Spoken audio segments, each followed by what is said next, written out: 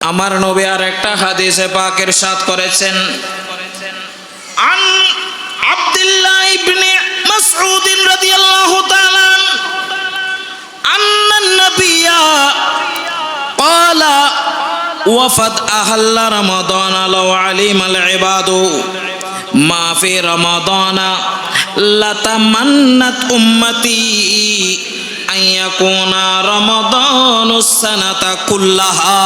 জোরে জোরে বলেন না সুবহান।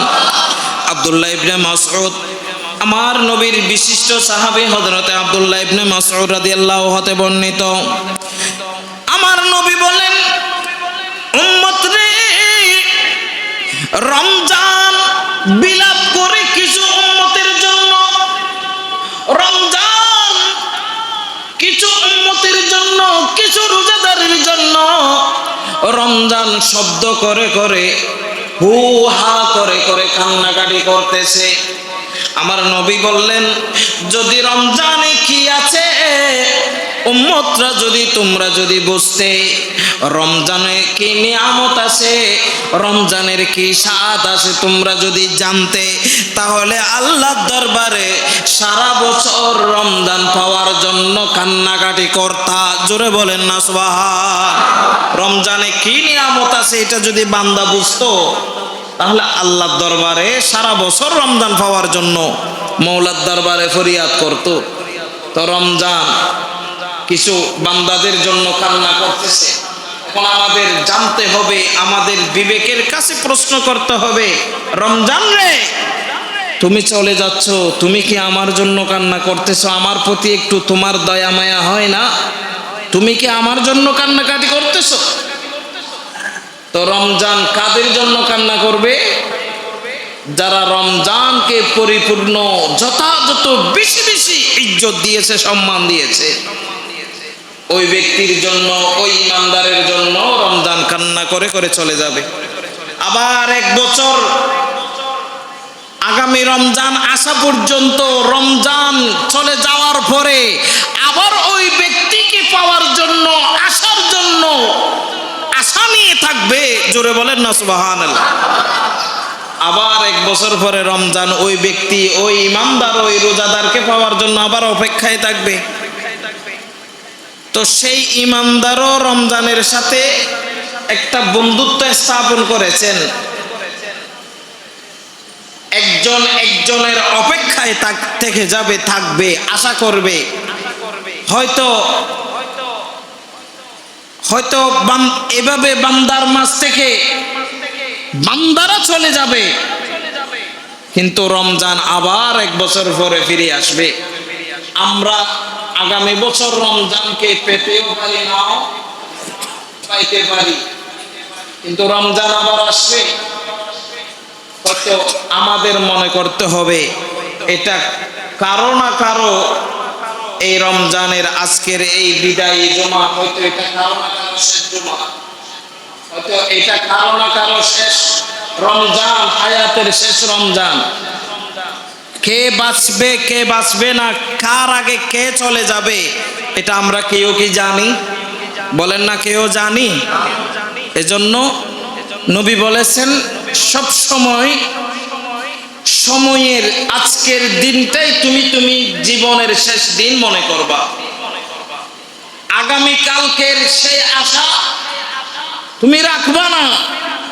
আজকের এই সময়টা তোমার হায়াতের শেষ সময়, এটা চিন্তা করে করে যখন তুমি পা বাড়াবা, তখন তোমার থেকে মওতের ভয়, খবরের ভয় যখন বিরাজ করবে, চলে আসবে, তুমি সব সময় আল্লাহকে রাজি খুশি করার জন্য ইবাদত বন্দেগী করতে থাকবে। আল্লাহ তোমার উপর রহমত হয়ে, দয়াশীল হয়ে তোমার হায়াতকে আল্লাহ বাড়িয়ে দিবেন। জোরে বলি সুবহানাল্লাহ। যা হোক, আমাদেরকে আল্লাহ পাক আগামী বছর আবার মাহে রমজান পাওয়ার তৌফিক দান করুক, আমিন। সালাতুন ইয়া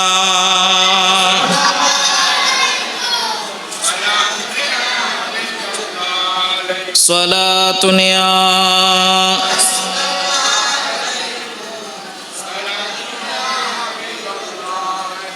তো আরেকটা বিষয়, আজকে আমাদের ইতিকাফ শেষ হবে। যারা আমাদের পক্ষ থেকে ইতিকাফ নিয়েছেন, এদের ইতিকাফও আজকে কি হবে, শেষ হবে। তাহলে এই ইতিকাফ এটা আমাদের সকলের পক্ষ থেকে এটা একটা বড় দায়িত্ব ওনারা আদায় করতেছেন। আমাদের মসজিদের ইমাম সাহেব, ওনার সাথে আরো যারা যারা আছেন, ওনারা আমাদের সকলের পক্ষ থেকে একটা দায়িত্ব বোঝা নিয়ে কাঁধে নিয়ে আমাদের সকলের পক্ষ থেকে ইতিকাফ আদায় করতেছেন। আমাদের সকলের ইতিকাফ আদায় হয়ে যাচ্ছে, ঠিক না বেটি? তো এজন্য সেই দিকেও আমরা লক্ষ্য রাখবো। অনেকগুলো আমাদের বিষয় আছে। কালকে যদি আল্লাহ পাক তৌফিক দান করে আগামীকাল আমরা ঈদ উল ফিতরের নামাজ আদায় করব, নামাজ অনুষ্ঠিত হবে।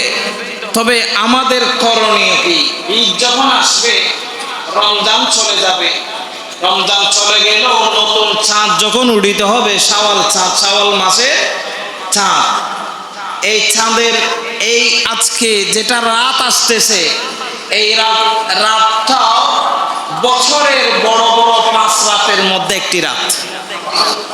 আরো জোরে বলেন না সুবহানাল্লাহ। বছরের 5 রাতের মধ্যেও একটি রাত। এই রাতে যদি এক ফোঁটা চোখের পানি ফেলতে পারেন, আল্লাহ রমজান পেয়েও রমজানকে কদর করতে পারি নাই, ইজ্জত করতে পারি নাই, আল্লাহকে যদি ফরিয়াদ জানান, আজকে আপনার এই রাতের ওসিলায় আপনার ফরিয়াদ হয়তো মওলার দরবারে কবুল হয়ে যাবে। জোরে বলি সুবহানাল্লাহ। আল্লাহ তো রহমান রহিম। রমজান পেয়েও যারা রমজানের যথাযথ ইজ্জত দিতে পারেন নাই, তাহলে আজকের রাতে সময় কাটাবেন, রাতকে কাজে লাগাবেন। আজকে রাতের বছরের মধ্যে বড় বড় 5 রাতের একটা রাত, আমরা সেই দিকে খেয়াল দৃষ্টি না রেখে আমরা বিভিন্নভাবে সামাজিক অসামাজিক বিভিন্ন আপনার আমরা যুবক ভাইয়েরা, বিশেষ করে যুবক ভাইয়েরা, আমরা ছেলে সন্তানদেরকে নিয়ে আমরা সারা রাত সময়টা কাটিয়ে দিই আমরা শপিংয়ে, মার্কেটে। অথচ আমরা মুসলমান, আমরা নবীর উম্মত দাবিদার, আমরা নবীর আশিকও দাবিদার, কিন্তু আমরা করতেছি কি, রাত কি যাচ্ছে এটা আমাদেরকে খেয়াল করতে হবে। এই রাতের মধ্যে অন্তত পক্ষে আমাদেরকে ইবাদত বন্দেগী করতে হবে। এই রাতে বান্দারা যেটা আল্লাহর দরবারে চাইবে সেটা আল্লাহ পাক দেওয়ার জন্য প্রস্তুত। জোরে বলি সুবহানাল্লাহ। তা আমরা সেই দিকেও লক্ষ্য রাখবো। এরপরে বিশেষ করে সমাজে দেখা যায় রমজান চাঁদ শেষ হওয়ার পরে, চলে যাওয়ার পরে কিছু কিছু ঘরে সমাজে বিভিন্নভাবে কিছু কিছু ছেলেরা না বুঝে দুষ্টামির চলে সমাজের মধ্যে, এলাকার মধ্যে এমন এমন ঈদ মানি খুশি। ঈদ অর্থ কি বলেন না? ঈদ অর্থ কি? খুশি। তো ঈদ আমরা খুশি উদযাপন করব আগামীকাল। আর এই ঈদ হলো রোজাদারের জন্য ঈদ। এই ঈদটা কাদের জন্য? এটা এই ঈদ কিন্তু সকলের জন্য নয়, বলেন না সকলের জন্য নয়। বেরোজগারের জন্য এই ঈদ নয়। হিন্দু বৌদ্ধ বিভিন্ন ধর্মাবলম্বীদের জন্য এই ঈদ নয়। এটা শুধুমাত্র রোজাদারের জন্য ঈদ। আর এই ঈদ পেয়ে রোজাদাররা খুশি উদযাপন করবে। কথা বলেন ঠিক না বেঠিক? তো বেরোজগারও এখন কে রোজাদার কে বেরোজগার সেটা তো আর দেখার সময় নাই। এখন যারা রমজানে রোজা রাখে নাই তারা আরো বেশি খুশি উদযাপন করতেছে। করতে গিয়ে আমাদের সমাজে এমন কিছু অনইসলামিক যেই কাজগুলো আমাদের ধর্মে মানায় না, আমাদের করা এটা নিয়ম নয়, সেটা এরকম কিছু পরিস্থিতি আমরা দেখতে পাই যেগুলা রাস্তা ঘাটে দোকানে পাটে এগুলা কি আতশবাজি বিভিন্নভাবে, এটা কি আরো কি কি আছে, বিভিন্ন আরো শব্দ আপনারা যা যাই বলেন, খবরদার এগুলা হুঁশিয়ার। আমি বিনীতভাবে অনুরোধ জানাচ্ছি, এগুলা যারা যার সামনে যদি কোনো ছেলে ফেলে করলে এগুলো আপনারা নিষেধ করবেন, ধমক দিবেন। এগুলো আমাদের মুসলমানের কাজ। বলেন না, আমাদের মুসলমানদের জন্য এই ধরনের খুশি উদযাপন, এটা এই ধরনের করা, এটা ইসলামে হারাম। এগুলো আমাদের কাজ নয়।